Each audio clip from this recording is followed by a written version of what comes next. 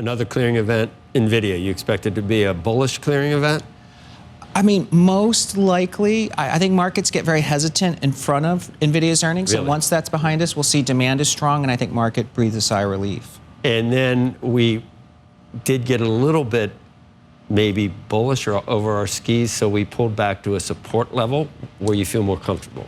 That's right. I think most of the major indices have pulled back to what would be technically viewed by our technician Mark Newton as support. So the NASDAQ is on the support line. S&P did a 60% retrace of its recent rally, and small caps have held above their prior highs. These are all bullish support levels. Joes, let's start things off with the stock of the week. That's computer chip giant NVIDIA, reporting earnings after Wednesday's close. The options market is, by the way, already pricing in what could be a 10% move up or down in those shares after that report. That's slightly more volatile than the 9% move over the last 8 quarters after earnings. We're also keeping an eye on a report out of The Information that NVIDIA's next-gen Blackwell AI chips may be part of server systems that can potentially overheat.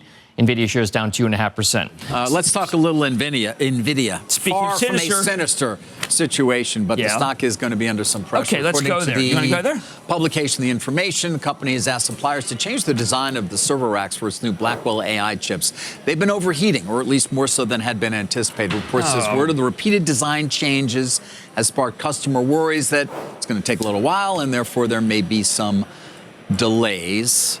Michael Dell, though, came out favorably. Yeah, Michael Dell's the real installer. Michael Dell is saying, listen, we're installing it. Now, we don't have Super Micro. Obviously, they've got their own issues. HP. But they say they're installing it for CoreWeave, and it's working fine. Yeah, 72 GPUs per. Well, it's very hot. I mean, look, I had Rich Tobin from Dover on Friday, and Dover makes the cooling system. Right. Said it's not a problem. They do think ultimately it's going to have to be cryogenic. They've got that too. But David, I want to talk about the journalism business, okay?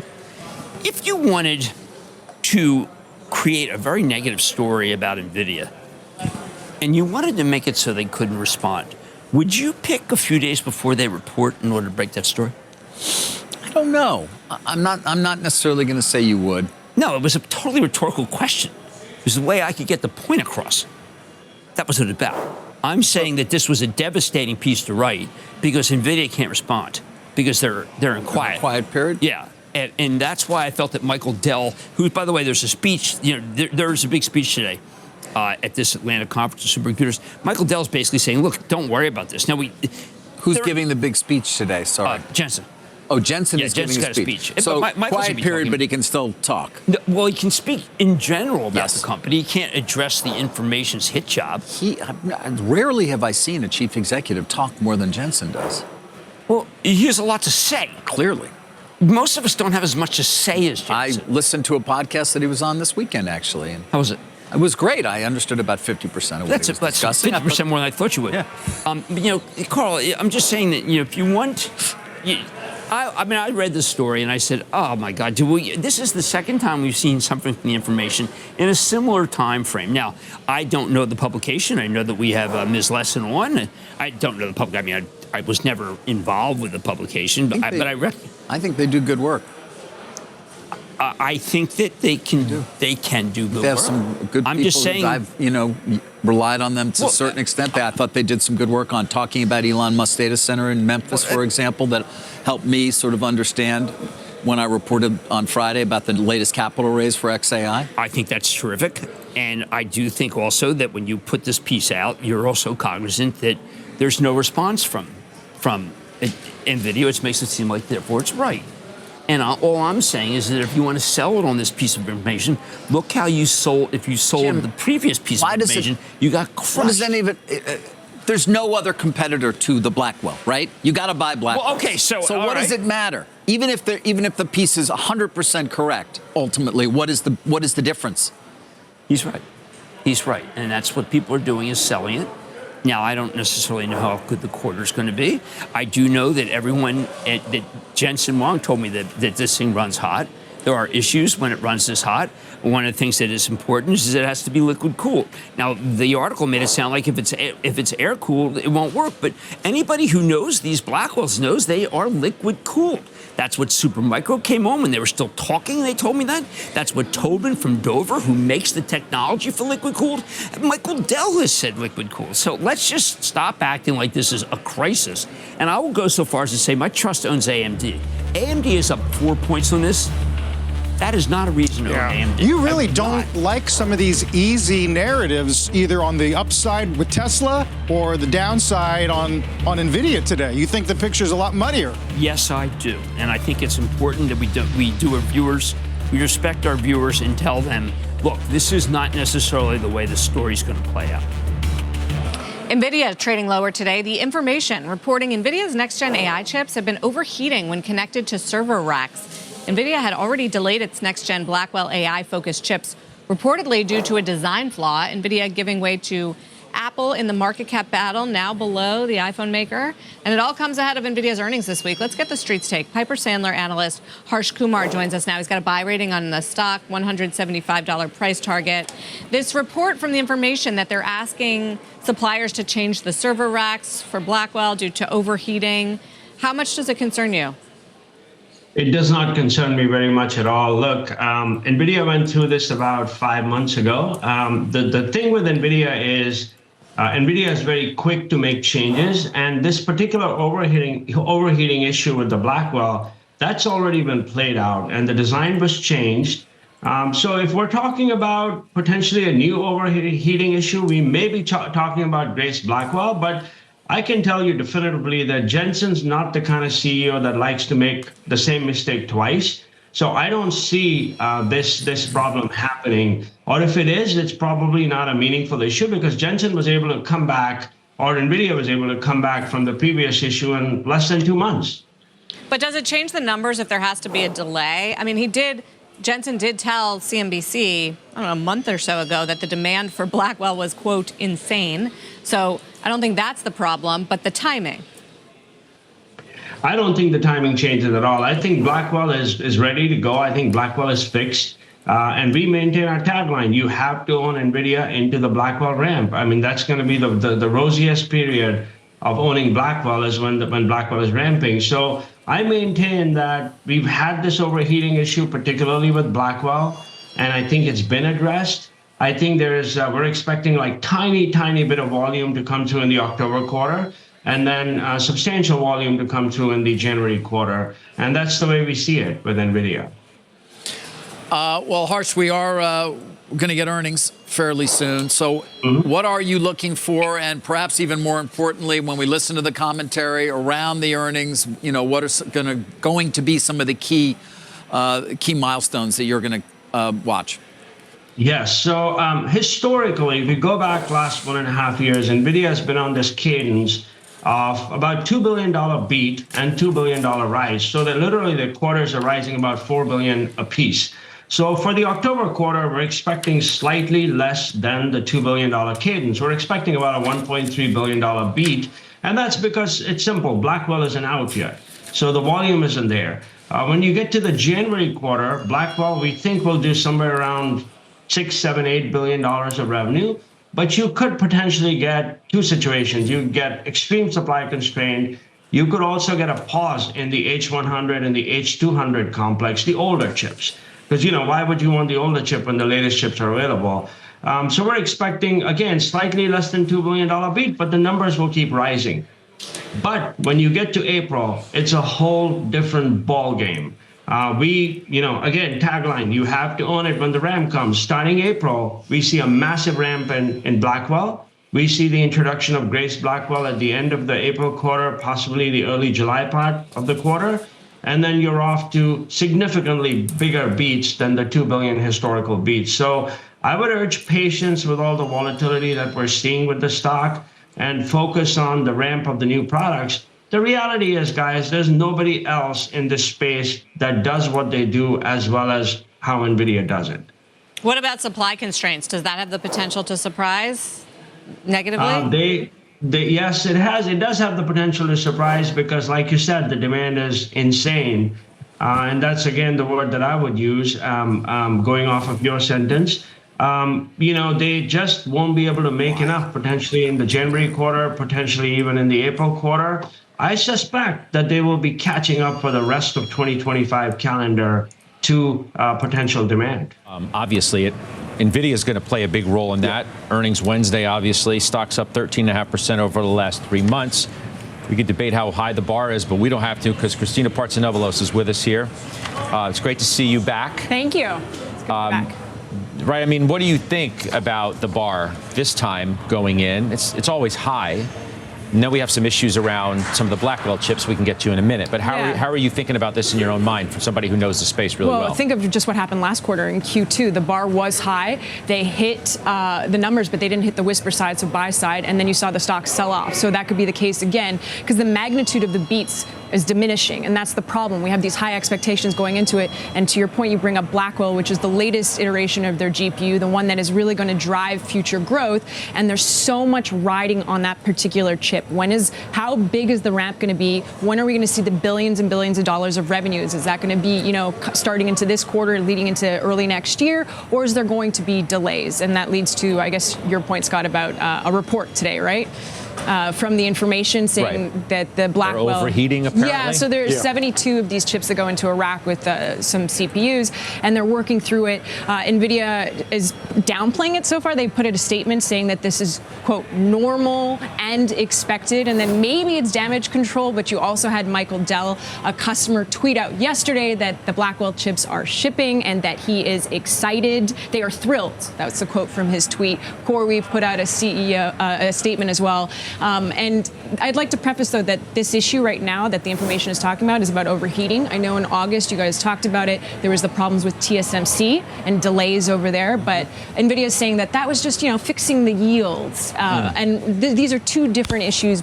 But I'm sure on the call we're going to hear a lot about how this is not going to create delays because we're buying into this future growth coming from Blackwell. Yeah, well, the market's not making, Joe, a big assumption that it's going to lead to huge delays, because if that were the case, the stock would be off more than what it is now, which looks like 1 3/4%. I'm not defending the company, Christina, but isn't it rather commonplace that, and NVIDIA talked about this, they're so complex, the GB200, so you need the co-engineering with the customer for integration. You can't expect that you're going to have full integration for all clients. Isn't that more commonplace? Well, yeah, that's exactly what they said. The rest of that statement was just they're working with the cloud service providers, and because you're not just taking one particular chip and sticking it in, you have the 72, which is in the name. You have the 36 CPUs as well. You have all of the, simply put, the connectors. So when they're launching a new chip that is higher memory, more power, they're saying there's going to be some issues. They're still working through the kinks, but it shouldn't create a massive delay. And to your point, it seems like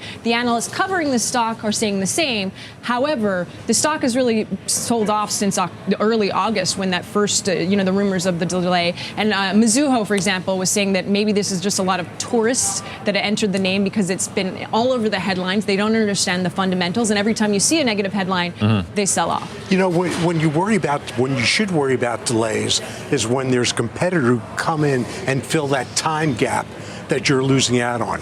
That's not the issue here. They have the most advanced chip. There's nobody out there who can take their place in the supply chain with customers. So if it doesn't happen this quarter, I'm with you. It doesn't matter what the quarter is. The point is that not this quarter, the next quarter.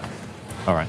Obviously, it's the event of the week, NVIDIA numbers. Stock is backing off just a little bit here. A lot of noise around, the pacing of Blackwell and all the rest of it. What's your read on what embedded expectations are for NVIDIA and how it's prepared to trade? Yeah, certainly expectations are for a beat for NVIDIA. And I think in some ways, the reason why expectations are so high is because the cloud companies have actually given us NVIDIA's earnings already, right? It's like 50% of every dollar of CapEx is being spent on an NVIDIA GPU.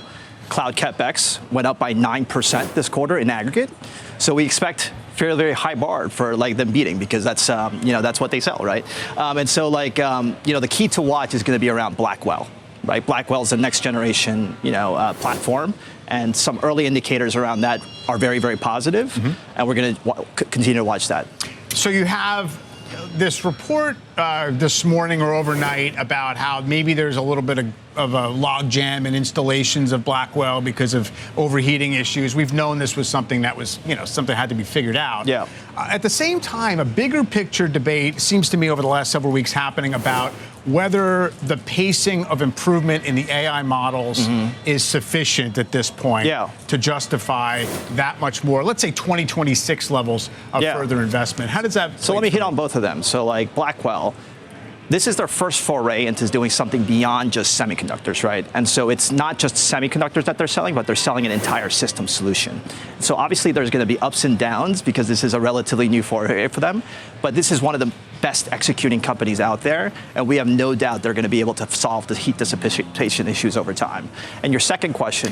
Well, about the large language models, how the next generation is really not showing the same pace of improvement. Right, so that's the report that we saw in OpenAI and some of the, exactly. So in some ways you could spin that as a positive, right? Because these guys are not going to stop trying to improve their models. So in other words, the sunk cost fallacy says, we've invested this much, even if it's slowing down, we have to invest that much more. I think that's a big debate in the market right now, right? It's like everybody's looking around. We've spent $500 billion on AI infrastructure, and everybody's looking around and saying, where are all the applications? Right. What are the use cases for this thing? And what is the ROI? And the natural conclusion is that, look, there must be some kind of like slowdown coming. But I think what people are missing is that these cloud companies are investing for their existential relevance over the next 20 years. Do you think Google or Amazon want to be your second or third best large language model out there? Yeah. So they're pressing ahead, and I think this question about ROI is a good one, but I think there are other factors at play right now. The shares of NVIDIA sitting out the tech rally today. You can see they were down about 1 1/3%, but they closed well off the lows. That's after a report by The Information said the company's upcoming Blackwell chips are having issues with overheating. NVIDIA reports third quarter earnings after the bell Wednesday. We'll break down the results here on Overtime as soon as they're out. Well, joining us now is Melius Research Head of Technology Research, Ben Reitzes. His firm has a buy rating on NVIDIA, $185 price target. Great to have you back, Ben. So I actually want to start with large language models. A lot of talk out there about the idea that LLMs might not have the gas for the long drive to make good on these valuations. Do you think that's true? And if it is true, how much of a threat is that to NVIDIA's price and valuation here? I don't think it's true, John, and great to be with you.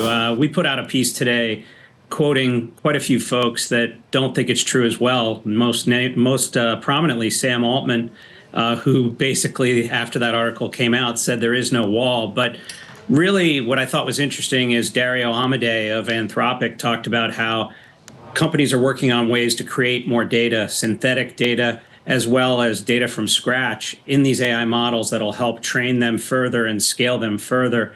Not so coincidentally, Jensen put out a release on Thursday night talking about how Blackwell was ideal for scaling large language models from here. So in short, John, I think that the industry is going to figure this out, and we're still off to the races, especially with Blackwell. Okay, now closer to home, timing-wise, about this possible overheating issue. When NVIDIA is out ahead as far as it is performance-wise, and arguably they don't have a one-for-one competitor, if there are some issues with some number of these chips, how much does it matter? Doesn't matter at all, John. If it's not this quarter, it's the next or the next. It's a lot like, when Apple used to have an issue with the iPod. This dates me, I know. But going way back, they were the only game in town. There was always a production problem with the new iPod, but it always shipped eventually, and they crushed it. They had no competitor in music, if you remember. Even in iPhone, they had actually a little bit of a competitor there in Samsung. It still didn't matter. Their loyal customers came back. This is the enterprise or AI version of that. There's a line from 59th Street all the way up into Westchester County for this Blackwell. Think about that. And if they don't get it this quarter, they'll get it next or the next. And I think that we're going to be fine here. The cooling issue, I think that probably some customers are having that issue. It's such a complex chip.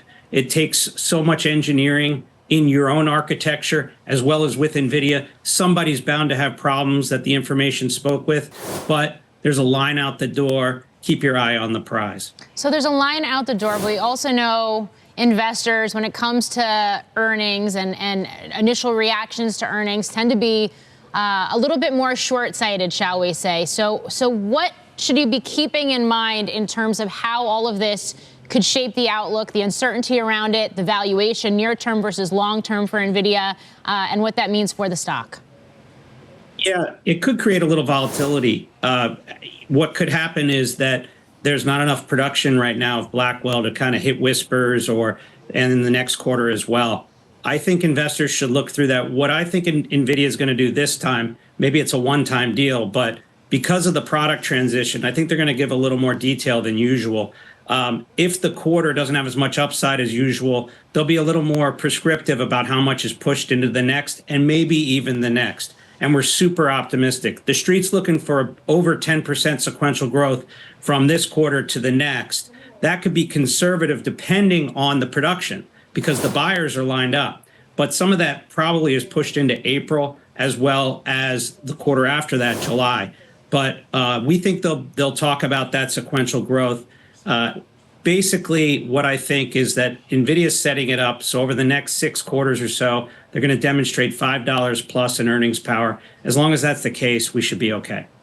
Do you just focus on NVIDIA exclusively this week, or do you think about some of the Halo stocks? I mean, I'm looking at Dell, right? I mean, they're involved in this build out and shipping of Blackwell infrastructure, specifically on the server side to companies like CoreWeave. Stock finished up 3% today.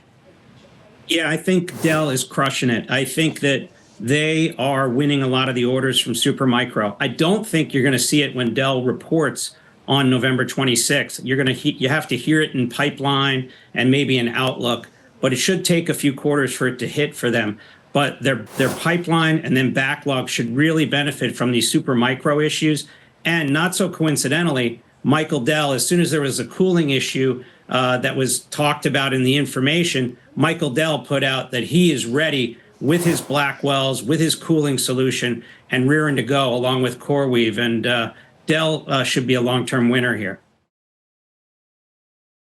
All right, I hope you're all doing great today. The S&P finished the day up about 0.4%, and NVIDIA finished the day about 1.3% lower. This is after the information reported that some of NVIDIA's Blackwell racks are overheating. Normally, I would be hesitant to believe a negative article that's published right before a company is scheduled to report earnings. But the information did accurately report back in the summer about Blackwell being delayed due to a design flaw. And so I think this article is worth paying attention to. That being said, Michael Dell posted on X yesterday saying that the first ever GB200 NVL72 server racks are shipping, and that is good news. If there are overheating issues, as the information claims, then I wonder if it is a problem for all of the server racks or just a problem for some of the custom-made racks. We should learn more at NVIDIA's earnings conference call this Wednesday. But for right now, NVIDIA is in a quiet period ahead of earnings, and they take these quiet periods very seriously. So I don't expect to hear much about this topic from NVIDIA until Wednesday. Here's the thing. Even if there is an overheating issue with Blackwell racks, I expect NVIDIA to fix the problem quickly, as they have quickly fixed other problems in the past. Even if Blackwell were to be slightly delayed, that doesn't change the overall long-term trajectory of NVIDIA. Regardless of what happens in the short term, I am bullish on the long-term future of NVIDIA. I seriously would not be surprised if this company were to double over the next 2 years given NVIDIA's growth trajectory and upcoming product cycles. The demand for NVIDIA's products is insane. The hyperscalers have yet to show any signs of reducing their capex spending on AI, and we have a clear product roadmap from NVIDIA for the next 2 years. This year we get the launch of Blackwell, then Blackwell Ultra in 2025, and later on Rubin in 2026. I'm also not concerned about any tariff situation when it comes to NVIDIA, and I honestly think that is just short-term noise. The incoming administration has made it very clear that they want the U.S. to be the leader in AI. And if the U.S. is going to be the leader in AI, then U.S.-based companies must be able to easily access the newest chips from NVIDIA. It's that simple. And so I think talks about tariffs are just short-term noise when it comes to NVIDIA. I'm also not concerned about the Supermicro situation. As long as this situation is unique and contained to just Supermicro, then I don't think it matters for NVIDIA in the grand scheme of things. If we find out that other companies are involved, then that changes things. But as long as this situation is unique to Supermicro, then I think NVIDIA should be just fine. If Supermicro were to stop buying from NVIDIA, then NVIDIA could just redirect that supply to one of the many other companies waiting in line for whatever they can get from NVIDIA right now. As long as everything remains peaceful in the Pacific, and as long as none of the hyperscalers significantly reduce their capex, then I think NVIDIA should be just fine for at least the next 1 to 2 years. With all of that being said, I hope you all have a great rest of the day, and I'm curious to hear your thoughts about NVIDIA in the comments below. Please leave a like on this video so more people will see it.